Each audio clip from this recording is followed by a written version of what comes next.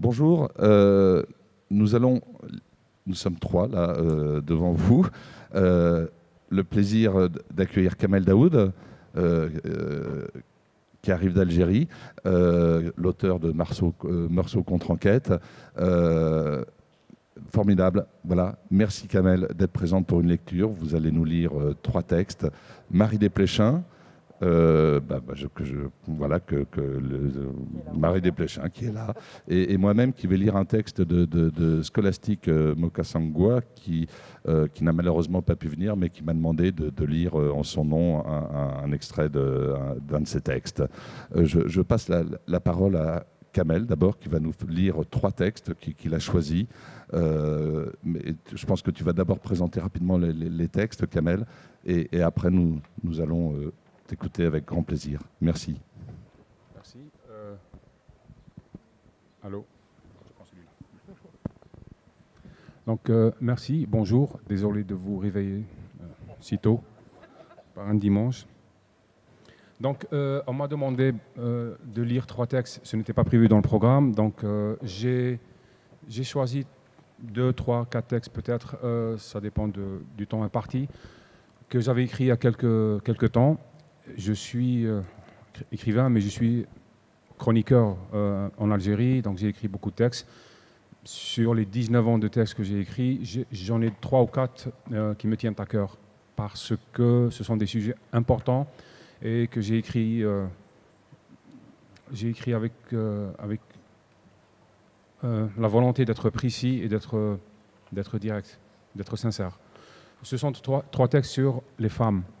Alors, un texte concerne une femme qui a été militante, qui a été tuée en Égypte il y a 2 ans. Et le moment de sa mort, l'instant exact de sa mort a été photographié par quelqu'un. Le moment où elle était debout, elle s'appelle Shaima, avec un homme qui l'enlaçait, qui était à genoux, qui la regardait. Et cette photo m'avait bouleversé à l'époque. C'était l'instant exact de sa mort et j'avais écrit un texte sur elle. Le second texte était écrit sur une femme, une jeune fille féministe, Femen, en Égypte, celle qui a osé poster sa photo nue, très candide, très naïve, très touchante, et on ne devine pas assez le courage qu'il faut pour assumer son corps et le défendre, et en faire sa propre propriété, sa propre fortune, sa propre richesse, au lieu que ce soit l'espace public des autres, dans le monde dit arabe ou musulman, ou ailleurs même. Et le troisième texte s'appelle « Ton corps est, EST, ton crime », à propos de la femme toujours. Donc j'ai voulu lire ces 3 textes.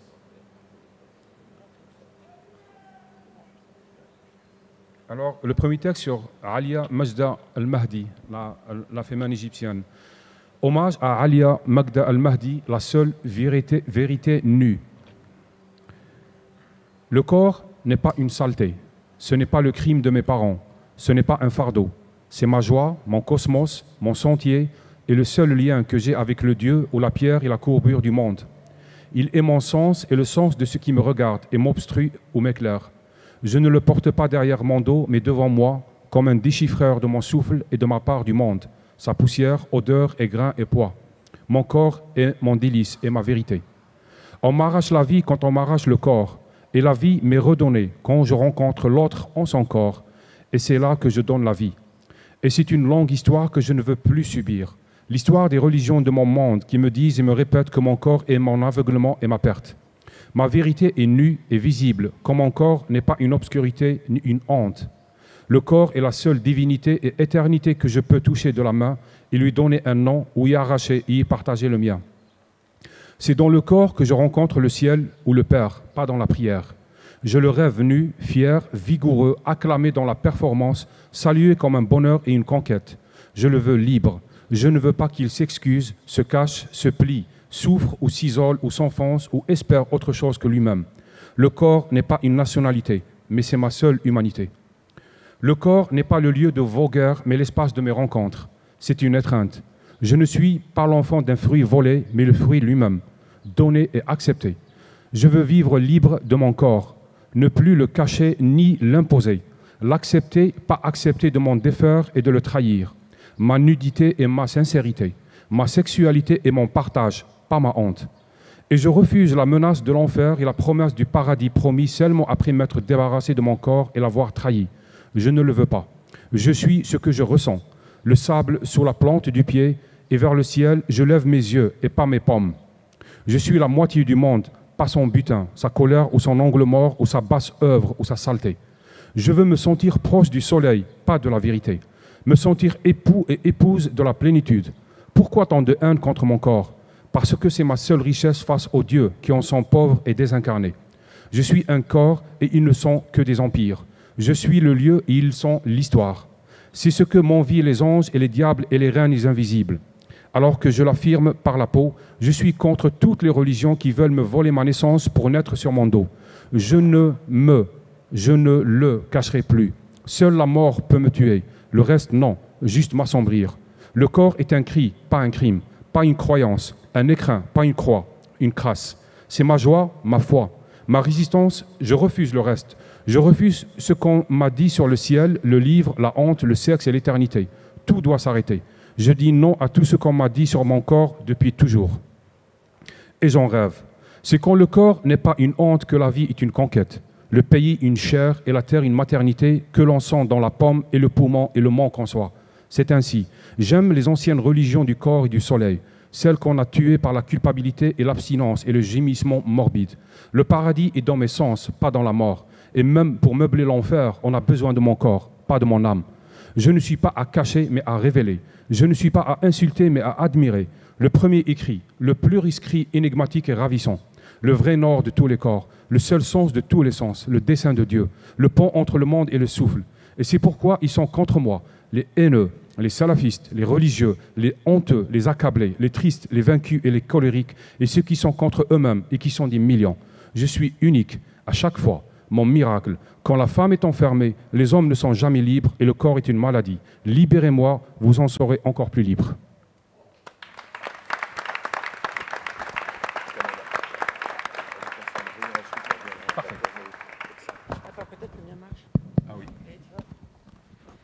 Donc, je vais lire un passage de ce livre qui est un livre coécrit ou co-signé avec Aya Sissoko, qui est une jeune femme qui est née à la fin des années 70 à Paris, de parents maliens qui n'avaient pas leur papier à ce moment-là, et qui est devenue une grande boxeuse, qui a été 2 fois championne du monde de boxe française et 1 fois championne du monde de boxe anglaise, à la suite de quoi elle a été blessée. Et donc elle a arrêté la boxe, et voilà, ça suffit. Donc ce livre est consacré en grande partie à son enfance. Et je suis contente qu'il suive le texte, enfin en tout cas, qu'il s'insère dans vos textes sur les femmes. C'est l'histoire d'une petite fille. Et voilà. Donc elle parle de sa vie de famille, donc quand elle est toute gamine là. Et l'histoire donc se passe à Paris, dans le 20e arrondissement. Je garde la nostalgie des journées qui n'en finissent pas, de leur matière légère, cotonneuse, des jeux de cache-cache dans les terrains vagues. Mon enfance est une période d'une extrême douceur. 1 an après son mariage, Massiré a donné naissance à son premier fils, Issa. Je suis née 1 an après, en 1978. La petite fille qui me suit, en 1981, porte le nom de Massou. 2 ans plus tard, naît un petit garçon, Moussa. Nous vivons tous les 6, dans 15 mètres carrés, peut-être 20, au 22 de la rue de Tlemcen à Paris, à proximité du cimetière du Père-Lachaise.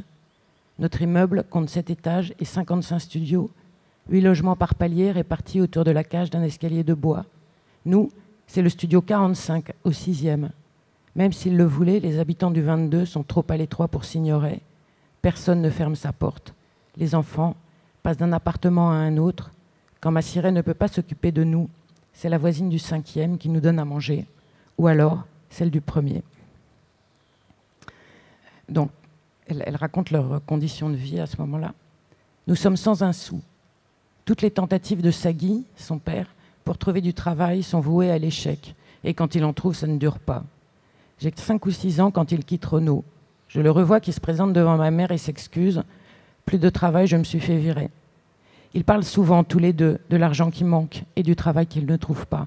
D'autant qu'il faudrait pouvoir envoyer des mandats au village.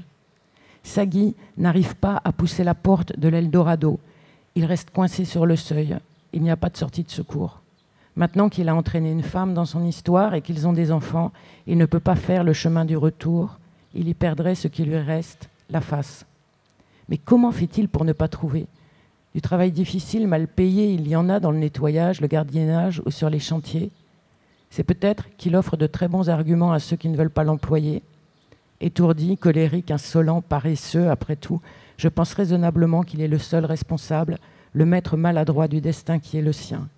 Mais j'entends simultanément la voix africaine de ma mère qui évoque Massou, la mère de Sagui.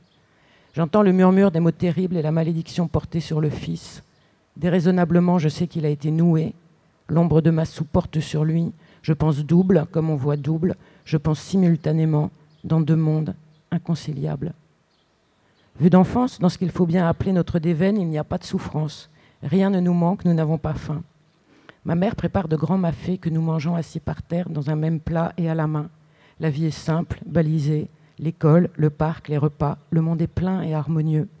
Je peux relire le passé comme un manuel de lecture édifiant, une famille heureuse, où chacun tient sa place et dont la vie est rythmée par de petits rituels. Tous les soirs, mon père nous donne, à mon frère et à moi, une pièce d'1 franc avec laquelle nous courons à la boulangerie. Le petit sachet de bonbons avec lequel nous repartons semble énorme. Dans le même temps, il lui arrive de laisser sa montre en gage à la boucherie contre un peu de viande à mettre dans le mafé. Le plus étonnant, c'est encore que le boucher accepte. L'air est aussi plus doux qu'aujourd'hui, les gens moins craintifs. Les crises n'ont pas ruiné la confiance que l'on peut se porter. Dans les années qui suivent, la relégation et la misère nécrosent le tissu, il durcit. J'imagine que plus personne ne prendrait aujourd'hui la montre de mon père en gage d'une livre de bourguignon. Pour se fondre dans le décor, il faut maîtriser quantité de codes, les vêtements par exemple. Ma sirène n'a pas abandonné sa jupe. Quand il s'agit d'habiller ses enfants, elle ne se pose pas trop de questions. À quoi bon une jupe ou un pantalon sur un collant de laine ? En quoi le collant ne ferait-il pas l'affaire ? Avec un soupule de couleur vive, c'est parfait. Une calgoule là-dessus et hop, à l'école. Je sors en fantomette, si ce n'est que je mets mes chaussures à l'envers. Personne chez moi n'a les moyens de deviner ce que ce déguisement fait de moi aux yeux des mères de l'école. La pauvre gamine d'une de ces familles africaines qui squatte rue de Tlemcen. Vous avez vu la touche ? Nous sommes élevés, pourtant et bien élevés. Simplement, certaines nuances nous échappent. Les jumeaux de l'école, qui fêtent leur anniversaire par exemple, ne m'ont pas invité. Quand les enfants Sissoko sonnent à la porte, la maman leur explique qu'on n'entre pas comme ça chez les gens. Non, non, non. Il faut avoir reçu une invitation. Visiblement, les autres enfants qui se présentent ont tous reçu cette invitation parce que nous sommes les seuls à rester dehors. Pas si grave. Nous n'avons pas tellement besoin qu'on nous invite, puisque nous sommes une fratrie, nous faisons tout ce que nous voulons, et nous ne sommes jamais seuls. Est-ce que nous sommes rejetés ? Oui, mais non. La semaine suivante, c'est très officiellement invité que nous nous rendons tous à l'anniversaire d'Hélène. J'en reviens enchantée, ça valait le coup d'attendre. À cet âge, je suis imperméable au regard méfiant comme au regard désolé. En vieillissant, je peux aussi me dire que nous avons appartenu à un type, le gamin de Paris authentique, le poulbeau. C'est sur le moment que les pauvres posent problème, parce que dans l'ensemble, ils vieillissent bien. Ils prennent une bonne patine. Le pauvre ancien est vite folklorique, patrimonial, même décoratif, on l'encadre. Je regrette de n'avoir pas de photo de moi à 6 ans avec cagoule et collant.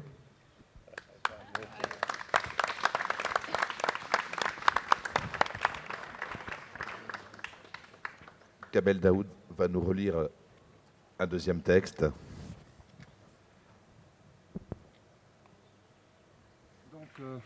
Donc, ce texte est à propos d'une photo dont je parlais tout à l'heure, cette femme qui a été tuée avec un coup de fusil dans le dos, avec cet homme qui était à genoux, qui l'a serré dans ses bras. Je ne sais pas si certains d'entre vous s'en souviennent, parce que j'aurais voulu qu'on voit ensemble cette photo. Je l'avais vue à l'époque et j'avais écrit ce texte parce que c'était le seul moyen d'éviter d'être confronté à ma propre lâcheté. Ma Joconde, ma Guernica, mon amour. Shaima as-Sabbar, Joconde du couple, Guernica de la féminité, crucifiée. L'homme la serre dans ses bras, le visage collé à son ventre, regard éperdu, comme s'il voulait lui donner sa vie, revenir dans sa matrice, refouler le temps à main nue, nier et redevenir l'enfant pour qu'elle redevienne vivante, se faire pardonner de n'avoir pas pu la protéger. Elle est debout, portée par des ailes plutôt que par ses jambes. Il y a du sang sur son visage, déjà tourné vers sa blessure qu'elle interroge comme une constellation inattendue. On sent que sa vie est devenue si poignante qu'elle en mourra. L'instant est éternel dans la photo qui immortalise paradoxalement la mort, le bref devenu un dieu. En arrière-plan, des passants, un poteau, du monde, vous, moi, les autres si loin, la création entière, l'histoire du pays et des pays. Le couple tombe en restant figé, uni, soudé. Lui pleurant en elle la mère, la sœur, la femme, la fille, la maternité malmenée, la femme qu'on lui arrache en lui arrachant la peau, la matrie. Lui qui refuse, qui essaye, qui hurle le plus gigantesque des noms possibles, qui a des yeux qui vous font mal en le regardant, qui vous donne cette envie de pleurer pour se plaindre à des dieux passants. Lui, l'homme déchiré, éploré, le sourd au temps, l'homme qui lutte du muscle contre l'évidence. Elle qui est déjà dans le martyr, avec ce même regard des martyrs quand ils regardent quelque chose qui est immense et désiré, mortel et capable d'éterniser par un simple effleurement. Shaima, tuée dans le dos, vivante pour toujours dans cet instant capturée, offert, tenu, enfermé et ouvert. Puis vient le temps. Il décompose le couple en mille. La femme s'affaisse et s'élève. L'homme essaie de la rattraper car il sait que la mort est un puits profond où l'eau ne renvoie pas de reflets. Puis il la soulève avec le monde et ses arbres, cieux, poteaux, enfants et étoiles et la porte. Mais elle n'est déjà plus là, où lui et la lutte et se hâte. Ils seront séparés dans cette troisième photo où son corps est déjà sans prénom, éteint et oublié. La femme est restituée à l'immensité. Le temps reprend, s'écoule, des gens crient, des gens courent, puis l'histoire. Puis le retour à la première photo, celle de l'étreinte, celle où l'on voit la femme de profit, son regard de blessé dans le dos, de trahi, et de l'homme qui l'étreint comme s'il voulait supplier, crier et demander pardon. Obsédante photo, moment nu de nos histoires, révolution tuée, printemps saccagé, les dictatures tombent et se relèvent. Shaima tombe mais ne se relève pas, pas encore. Image bouleversante, joconde du couple Guernica de nos révolutions. Respect Shaima l'égyptienne, je n'ai pas ton courage, je n'aurai pas ta mort.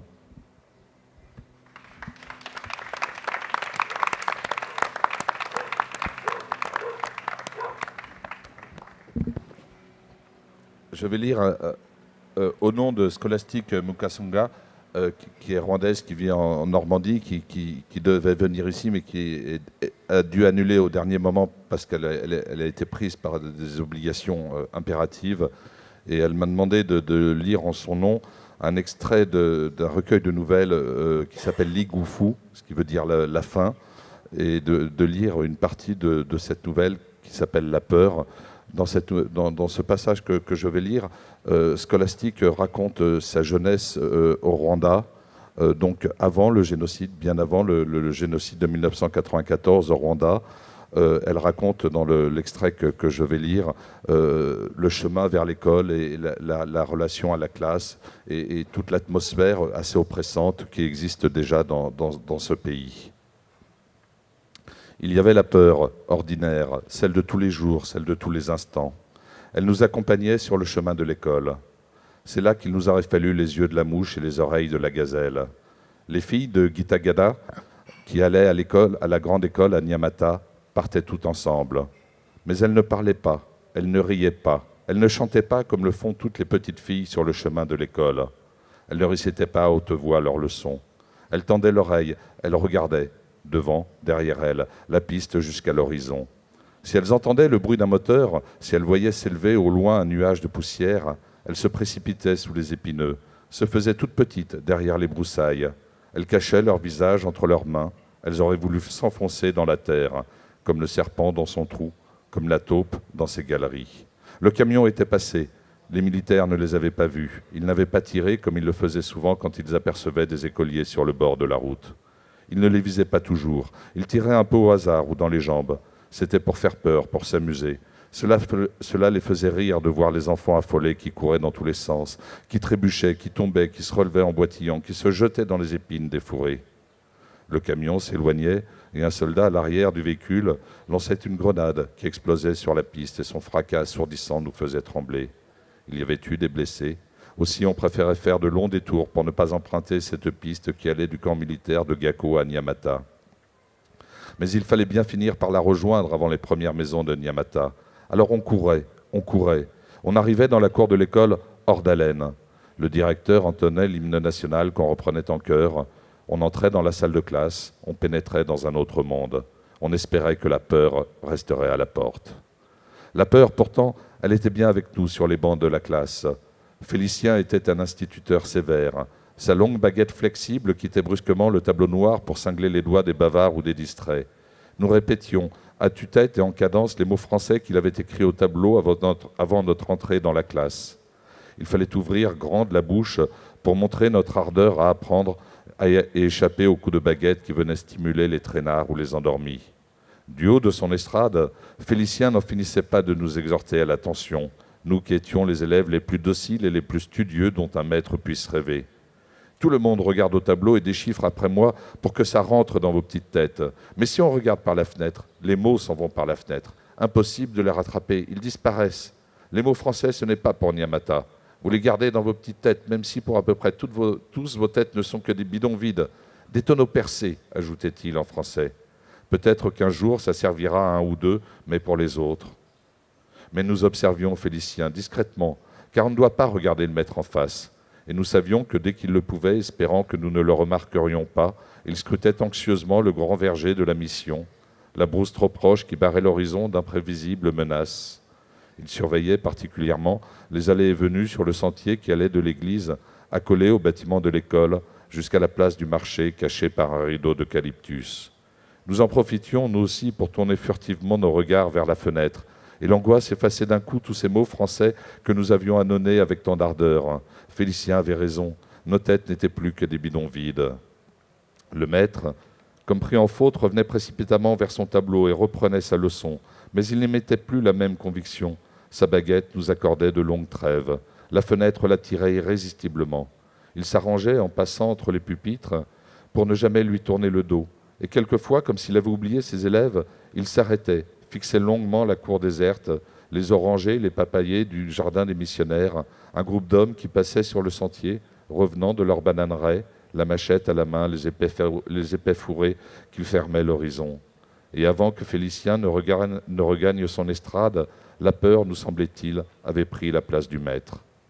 À plusieurs reprises, la peur nous chassa de la classe. Ces jours-là, Félicien ne quittait plus la fenêtre des yeux.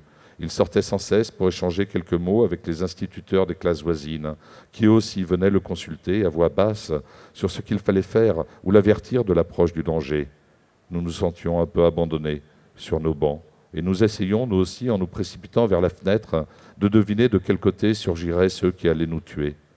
On croyait entendre comme une rumeur de foule sous les arbres fruitiers du verger. Il nous semblait voir les buissons de la brousse s'agiter de façon inquiétante. On s'étonnait de ne plus voir passer personne sur le sentier.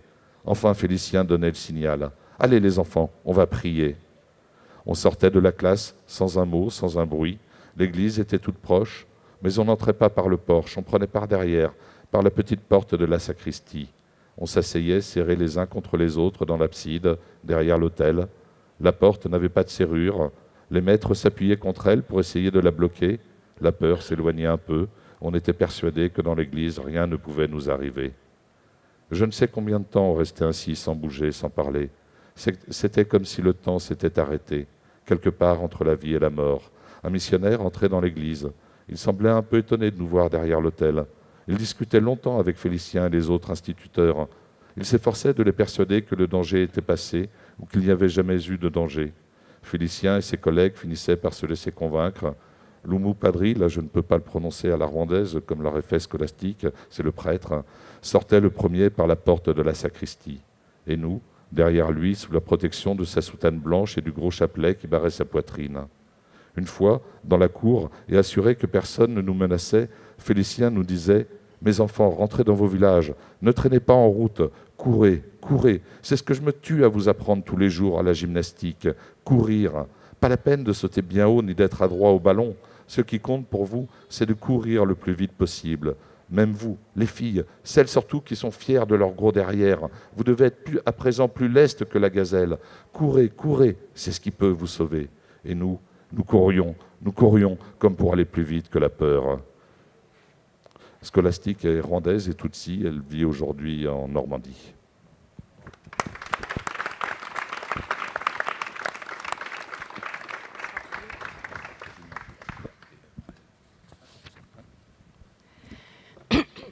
J'ai 7 ans, j'ai redoublé mon CP, je suis entrée au CE1. Je suis têtue, autoritaire, indépendante. Plus que tout au monde, j'aime mon père, mais en second, j'aime ma mère. Ces deux-là sont parvenus à nous faire une enfance soyeuse, une enfance à taille d'enfant. Improbables et fragiles parents dont je me dis qu'ils ont dû s'aimer dans le sens le plus occidental du terme. On les avait désignés, ils se sont choisis. Ma sirène ne parle jamais de Sagui autrement qu'avec affection. J'ai eu tellement de chance, dit-elle toujours. Un homme si respectueux, qui me servait comme une princesse, qui prenait un tel soin de nos enfants. Tellement de chance pour ma sirène, tellement de chance.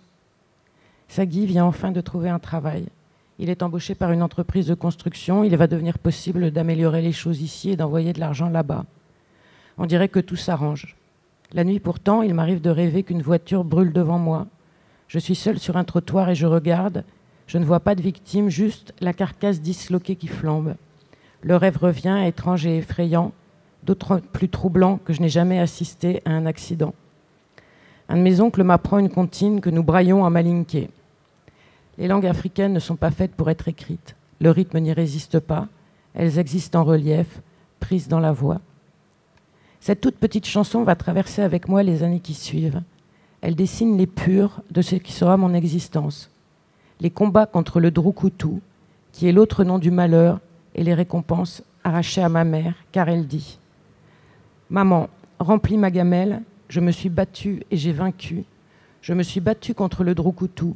Je l'ai saisi et jeté à terre. Maman, remplis ma gamelle. » C'est le bruit qui m'arrache au sommeil au milieu de la nuit. Il doit être 3 heures. L'immeuble retentit de cris aigus et rauques. Mon père sort du lit, il enfile sa robe. Il dit qu'on se bat dans l'immeuble, un couple se dispute. Il va intervenir, calmer tout ça. Il ouvre la porte. Il me semble que suit un silence. Nous sommes tous réveillés, puis sa voix. Mon Dieu, le feu. À ce moment-là, l'incendie a gagné le couloir. Il ne faut plus espérer sortir de la chambre, nous sommes pris au piège. Ma mère m'attrape. Elle attrape Issa, puis mon petit frère. Elle tire le lit pliant vers elle et nous flanque dedans. Elle se penche sur nous, elle nous protège de ses bras. Massou lui a échappé. La petite s'est précipitée en hurlant dans les jambes de Sagui. Plus aucune lampe ne fonctionne dans l'immeuble. On ne voit dans la nuit que la lumière effarante des flammes qui dansent dans le couloir. Du lit où ma sirène nous a enfermés, je regarde. Je reste parfaitement immobile, je suis scindée en deux. Une partie de moi se débat et sanglote en dedans. L'autre garde les yeux fixes, grand ouverts, elle enregistre. Les flammes avancent, elles approchent. Une fumée épaisse les précède, faite de tout ce qui brûle dans le couloir, de tout ce qui brûle sur 5 étages au-dessous de nous. Il devient de plus en plus difficile de respirer, les yeux me piquent, je tousse, je lutte pour rester éveillée. Maintenant, je vois mon père s'écrouler devant l'embrasure de la porte. Son corps obstrue le passage. Je devine la forme inerte. Massou a cessé de crier, elle a disparu dans la fumée. Ma sirène est toujours couchée sur nous, je perds conscience. Je me réveille dans le camion des pompiers. Mes 2 frères sont avec moi. Mais mon père, où est mon père? On me montre de loin une ambulance. Je crois l'apercevoir allongé sur un brancard. Je veux le rejoindre, partir avec lui. Je crie, je hurle. L'ambulance démarre, elle s'éloigne. L'immeuble du 22 rue de Tlemcen a brûlé dans la nuit du 27 au 28 novembre 1986. En un an, c'est le 4e immeuble parisien habité par des familles immigrées qui est détruit par le feu. Dans l'année, 24 personnes sont mortes qui étaient venues d'Afrique, d'Asie ou des Balkans. Dans les 10 ans qui vont suivre, une quinzaine d'immeubles brûlent encore. Pour la seule année 2005, dans les 3 incendies d'immeubles vétustes de la capitale, 48 personnes trouvent la mort. Parmi les 8 personnes qui meurent dans la nuit du 27 au 28 novembre 1986, on compte 3 adultes et 5 enfants. Parmi eux, mon père, Sagui Sissoko, officiellement 46 ans, et sa fille Massou, 5 ans. Massou est morte dans l'incendie de l'immeuble. Mon père est mort 3 jours plus tard, à l'hôpital Saint-Antoine. Il a succombé à ses brûlures.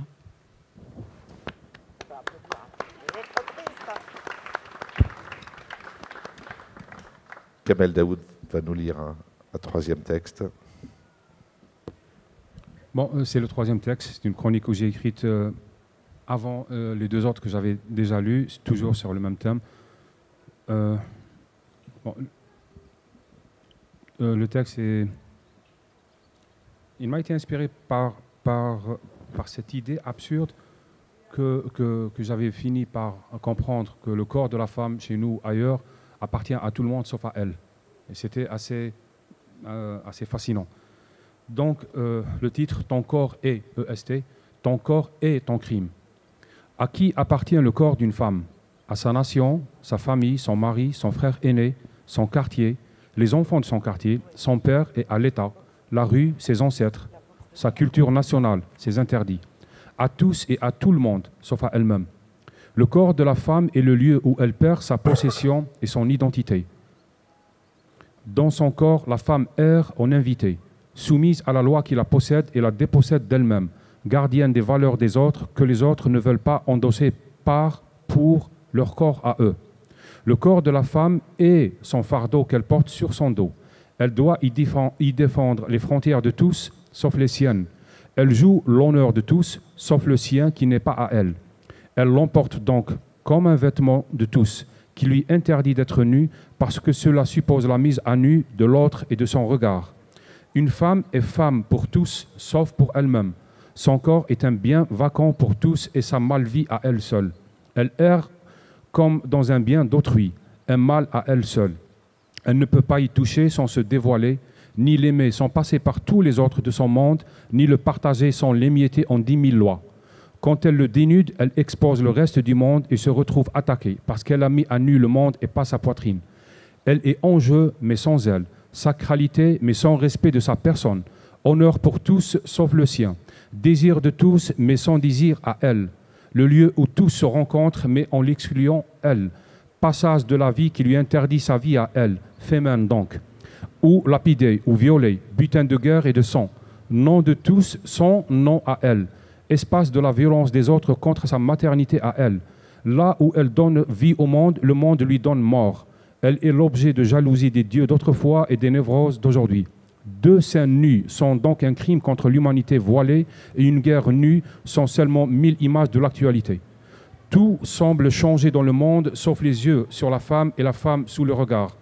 Étrange rencontre de l'humanité et de son contraire, le corps de la femme est le reproche fait au monde par le djihadiste et le lieu du mauvais souvenir pour les autres intégrismes du monde.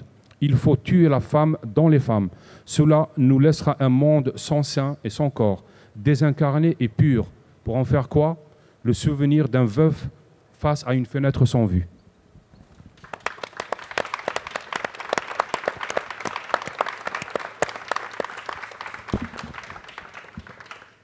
Marie Desplechin va poursuivre la lecture. Oui, alors là, bon, c'est beaucoup plus loin.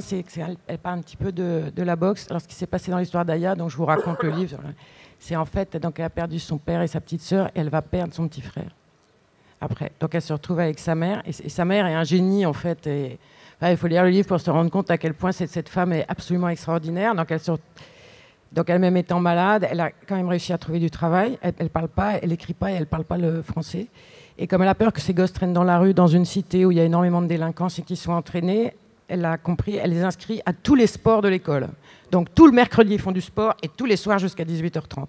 Et il va s'avérer que ces enfants sont doués. Et là, on revient à l'histoire du corps, mais alors le corps des hommes comme des femmes, quoi, comment on vit avec son corps. Et donc, c'est là qu'Aya, à moitié par provocation, parce que c'est très mal vu dans la cité, elle n'a pas le droit, en fait, sa mère lui dit non, elle dit « je vais faire de la boxe ». Et elle fait de la boxe. Ce n'est pas que la boxe soit ma vie, une vraie vie, en opposition à l'autre, la fausse. Elle fait plutôt office de refuge, de retraite même. Il n'y a pas de place au club pour faire des bêtises ni pour ressasser. Ce qui s'y passe est d'un autre ordre. Boxer me prouve à longueur d'entraînement que j'existe. Chaque coup reçu, chaque impact, la douleur même me rappelle que je suis vivante.